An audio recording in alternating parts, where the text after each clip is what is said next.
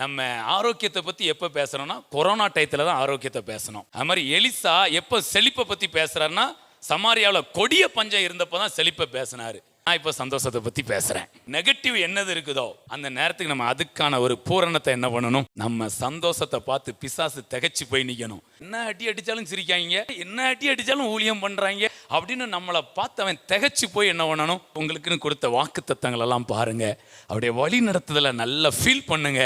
உங்களை அறியாம நீங்க எப்பேற்பட்ட நெருக்கடியான நேரத்துல இருந்தாலும் உங்களால சிரிக்க முடியும். நம்ம சந்தோஷத்தை நம்ம தக்க வைக்கணும்னா நமக்கான எதையும் பார்க்க கூடாது. அவர் யாரா இருக்கிறார் அவரை மட்டும் பாருங்க, அவருடைய வெளிப்பாடுகளை பாருங்க. இது பெரிய அஸ்திவாரம். இதுல நீங்க ஸ்ட்ராங் ஆயிட்டீங்கன்னா நீங்க சந்தோஷத்தை விட்டு கொடுக்கவே மாட்டீங்க. அக்கா சொல்லே வராதா சந்தோஷத்தை குலைக்கிறதுக்குன்னா அது 1000 விதங்கள்ல என்ன செய்யும். ஆனா நீங்க இந்த ஒரு விதத்துல இந்த 1000 விதத்தை உங்களால ஏறி மிதிக்க முடியும்.